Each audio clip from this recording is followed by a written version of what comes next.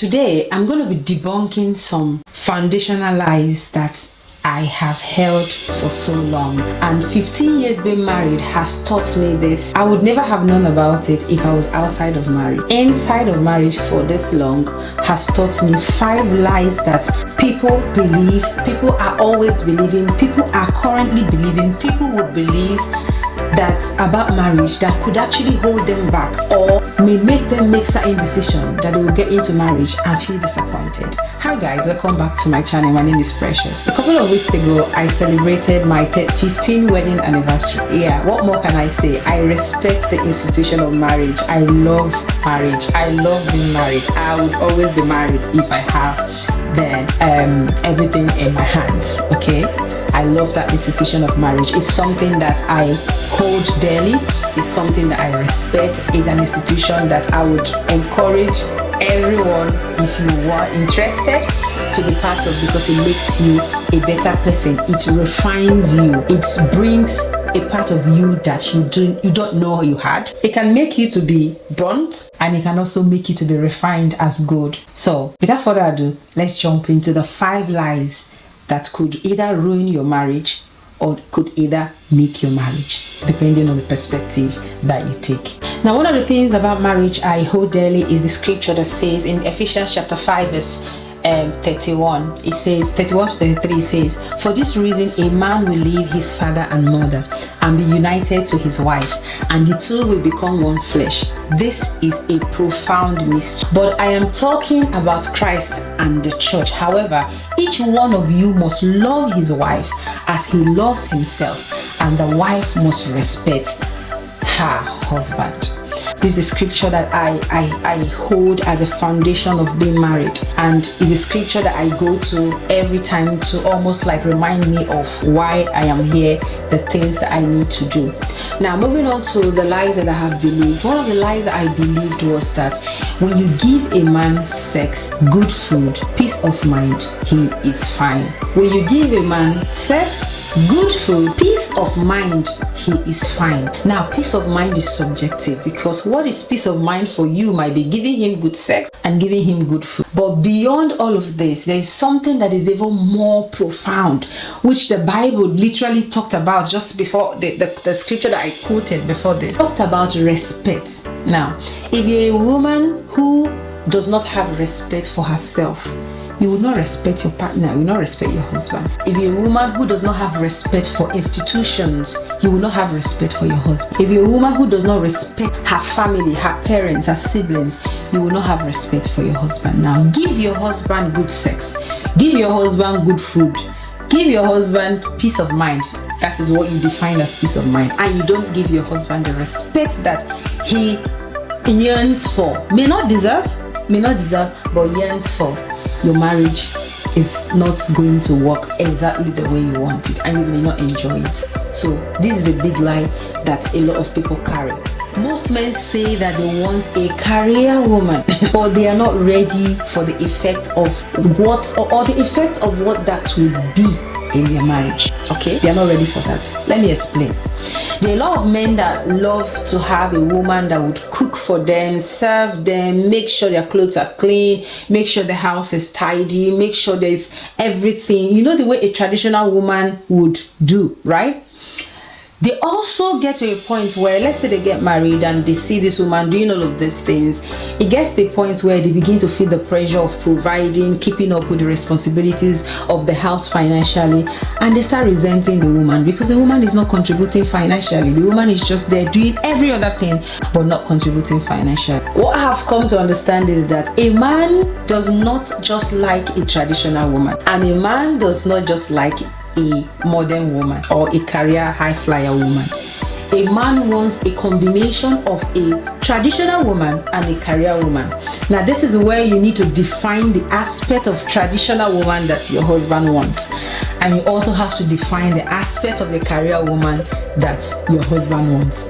This is where you need to do the talking, the listening, and the writing down, and the implementation. It's a big lie that a man just wants a woman who's just going to be there, take care of the children, take care of the house.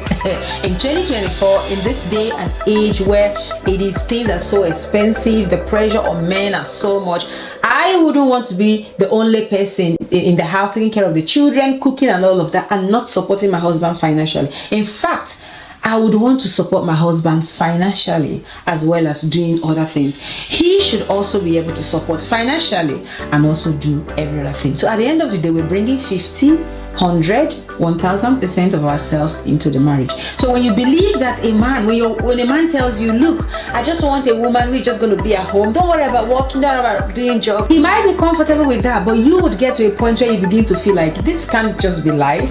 There has to be more to life. So it's a big lie that he wants you to be at home and do nothing. Marriage is meant for two friends. Nah, that's not true.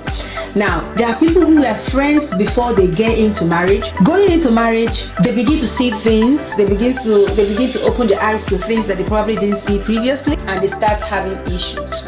There are people who were not friends, they just knew themselves, had conversations, and they got into marriage based on the values that they agreed on, and they start growing friendship. I was one of those people who grew friendship wise in marriage, and I can tell you that it was almost like uncovering different layers of my relationship, uncovering different areas of my relationship.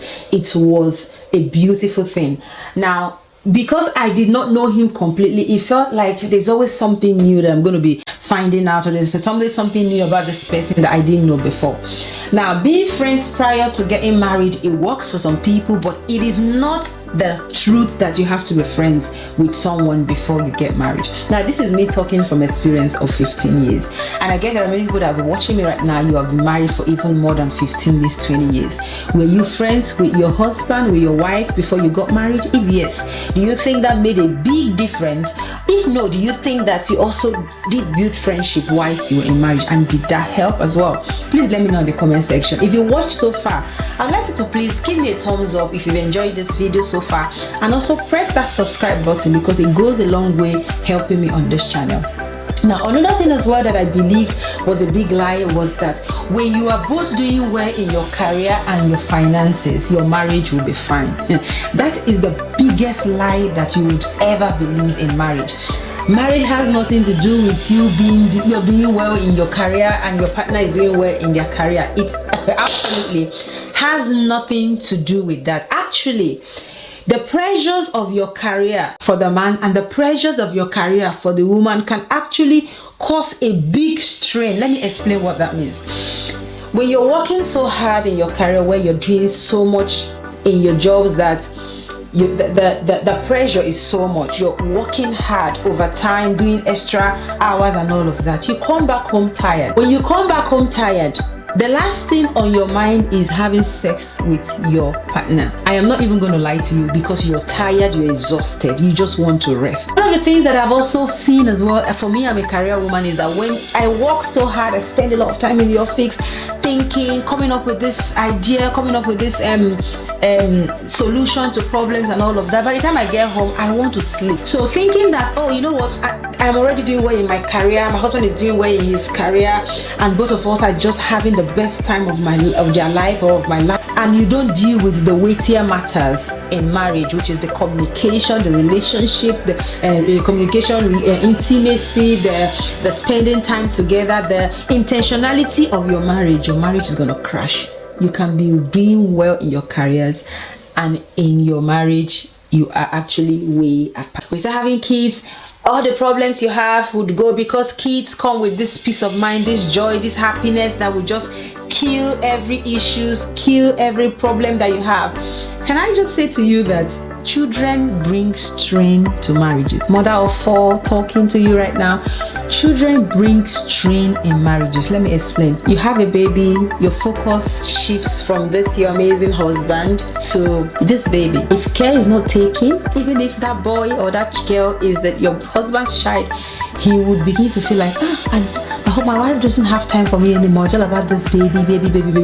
What's going on here? Resentment begins to kick. Now, because you're not having good sleep, sleepless nights, breastfeeding, feeding in the night, your husband is probably go back to work and you're tired, nobody's there to help you, all of that. You start like, oh my God, why am I the only one looking after this baby? Why are you not helping? He comes back from work, he's tired, you want him to take over the baby, and he's not doing it as well as you would want it because he's tired as well.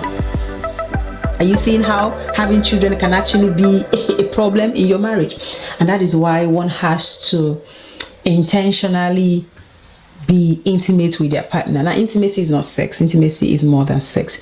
I always say that if you get married early and you have the time, you're not in a rush, spend a couple of years, maybe 1 or 2, just knowing yourselves, having fun, doing things with yourselves, especially for people who were not friends before they got married. Give yourself the time to build friendship and build this relationship. You that are watching me right now, you can actually attest to these things that I've mentioned, that they are not actually as truthful as a lot of people hold it to their hearts daily. I want you to unlearn to relearn so you can have a good relationship. Have you enjoyed this video? Please, I'd like you to press the subscribe button, press that subscribe button, turn on the notification bell, give me a like, and I would want to say thank you. Wish me again wedding anniversary, happy wedding anniversary in the comment section. It has been an amazing 15 years with my husband. It has been a journey, it has been an experience, it has been a good year. All in all, I am a better person. All in all, I am wiser. All in all, I am more beautiful. All in all, God has been good. So thank you so much for watching. I shall see you on my next video. Take care.